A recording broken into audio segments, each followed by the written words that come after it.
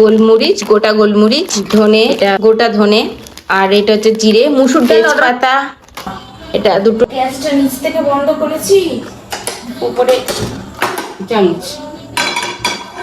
একটা fry pan বসিয়ে দিলাম। এই দেখো তেজপাতা, আমি ফ্লিপকার্ট থেকে অর্ডার করেছিলাম। তেজপাতাগুলো দারুণ দিয়েছে, দেখো কত সুন্দর পাতাগুলো, সাবধান সহকারে কাটলাম। আজকে আমি একটা মশলা বানাবো, যেটা আমার শাশুড়ির কাছ থেকে শেখা। এই মশলাটা আমি তো আগেই রান্না বান্না করতে পারতাম না, তা আমার শাশুড়ি মা আমাকে শিখিয়েছিলেন যখন সুস্থ ছিলেন, যে এই মশলাটা শিখে রাখ। আর কোনো সময় তুই রান্না বান্না করতে জানলি না, কি মশলা দিবি না দিবি, মাথায় মুন্ডু কিছুই পাবি না, তখন এই মশলাটা ওপর দিয়ে লাস্টে খাবারের পর দিবি, দেখবি দারুণ লাগে। আর প্রতিটা বাড়ির সকলের একটা স্পেশাল মশলা থাকে, এটা বন্ধ করে দিই, খাওয়া দিচ্ছে। গরম তেজপাতাগুলো কুচি কুচি করে কেটে নেবো।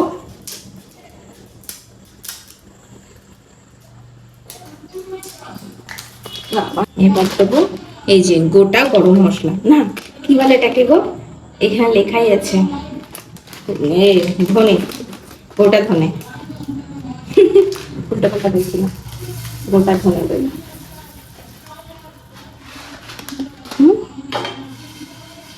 সাথে সাথে নাড়াতে থাকতে হবে, নাহলে পুড়ে যাবে।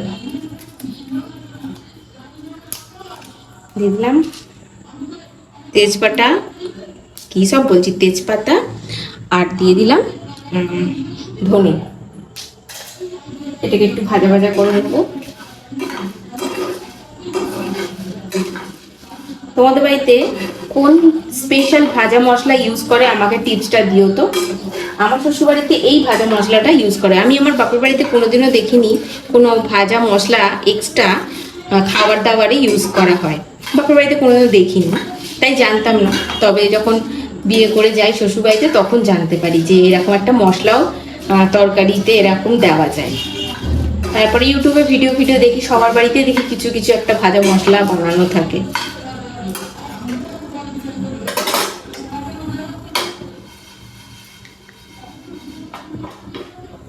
এবার দিয়ে দেবো কি বলতো, গোলমরিচ।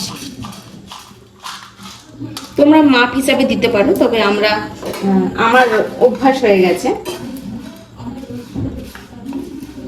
এর মধ্যে বেশি যায় ধনেটা, বুঝেছো, জিরে। ধনে যতটা নেবে তার কম নেবে জিরে, আর জিরে যতটা নেবে তার থেকে কম নেবে গোলমরিচ, হাফের হাফ নেবে গোলমরিচ। আর তেজপাতা মিডিয়াম, বেশিও নয় কমও নয়, মিডিয়াম। আর চুলা দুটো। আর এই যে হালকা হালকা ভাজাটা গন্ধ ছাড়ছে না, দারুণ লাগছে।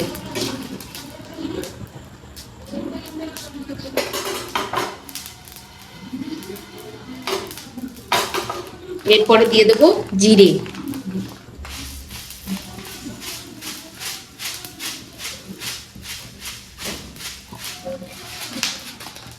দেখো জিরেটা, ধনের থেকে জিরে হাফ।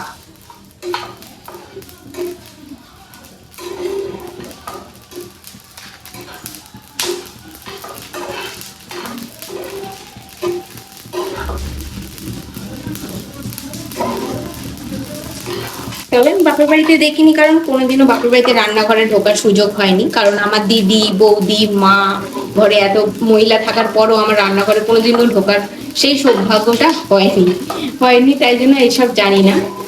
বিয়ের আগে বুড়োবেলায় রান্না বান্নার ব্যাপারে অত কিছু আমি বলতেও পারবো না, বিয়ের পর সব শিখেছি আমি, জানো তো। কেন বিয়ের আগে আমার মা কোনোদিনও রান্নাঘরে ঢুকতে দেয়নি। এটা ভাজা ভাজা হয়ে গেছে, বেশি ভাজবো না। গ্যাস অফ করে দিয়েছি, ঠিক আছে, গ্যাস অফ আছে। এবার এটাকে নাড়তে থাকবো। বেশি ভাজলে কি বলতো, পুড়ে যাবে, তাহলে যখন গুঁড়োটাও করবো না, সে কালো কালো গুঁড়ো হয়ে যাবে, বুঝেছো, ওই জন্য বেশি ভাজবো না। বাবা জ্বালাটা খুবই।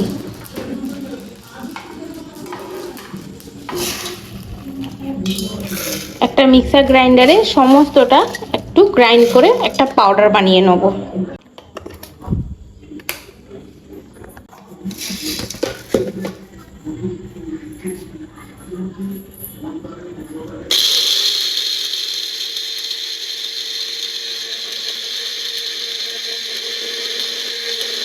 ব্লেড চেঞ্জ করতে হবে। এই ব্লেডটায় না ঠিকঠাক মতন গ্রাইন্ড হচ্ছে না, তাই এই যে ব্লেডটা আছে এইটা দিয়ে আমি গ্রাইন্ড করব। দেখো এখনো কিছু কিছু রয়ে গেছে পাতা পাতা, এইটা দিয়ে গ্রাইন্ড করে নেব। এই যে আমার পাউডার বানানো হয়ে গেছে, এবার আমি এর মধ্যে রেখে দেবো। সকালবেলা রান্না করার সময় না কম পড়ে গেছিল, তাই বানালাম। বেশ অনেক দিন যায় আমার, এটা মাসখানেকের ওপরেই যায়, বেশি করে বানিয়ে রাখি ওই জন্য।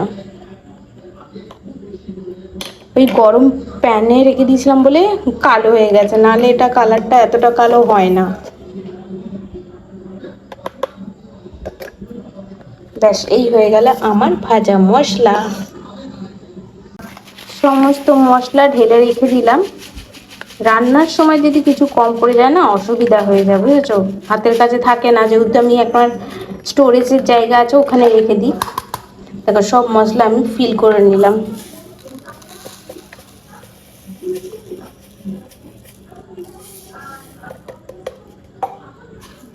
এর নিচে চামচিটা চলে গেল। এই ছোট ছোট চামচিগুলোতে সুবিধা হয়, কোয়ান্টিটি কম কম ওঠে তো, আর এ হয় না। এই যে হলুদের কৌটোর, তার ধনে জিরের, হচ্ছে লঙ্কা গুঁড়ো, কালার লঙ্কা, এটা হচ্ছে জিরে, এটা কালো জিরে, এটা হচ্ছে পাঁচফোড়ন। ব্যাস দারুণ।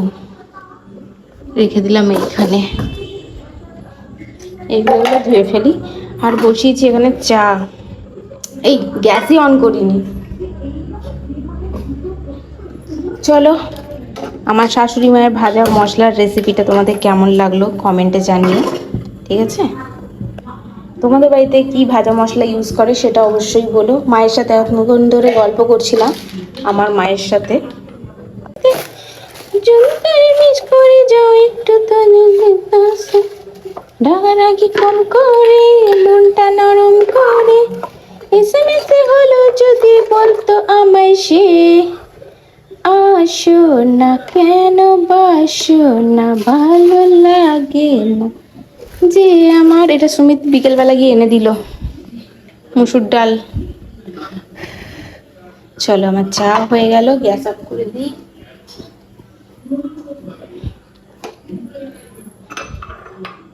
দারুণ হাওয়া দিচ্ছে দেখো ব্যালকনি দিয়ে, ব্যালকনি না জানলা দিয়ে। ল্যাপটপে এখন বাজে 8:56, আর আমি এখন যাচ্ছি ব্যালকনিতে। বাবা পায়ের কাছে তার ফার রয়েছে, দারুণ হাওয়া দিচ্ছে ব্যালকনিতে। চাটা রাখলাম। চাঁদ তো কতদিন হয়ে গেল চাঁদের নজরই নেই, দেখা নেই।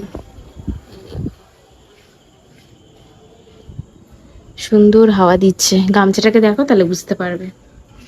চলো সময় কাটাই ব্যালকনিতে বসে কিছুক্ষণ। এই হলো আমার চা।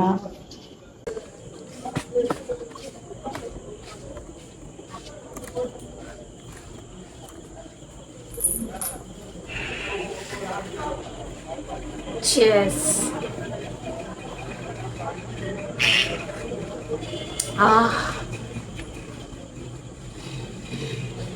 আসলে কি বলতো, চাটা করার কারণ হচ্ছে চাটা বেঁচে গেছিল, তাই জন্য এখন খাচ্ছি।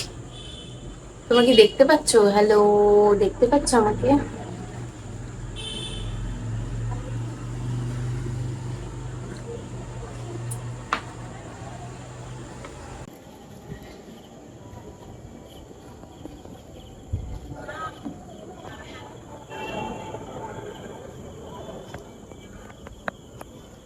টাটা।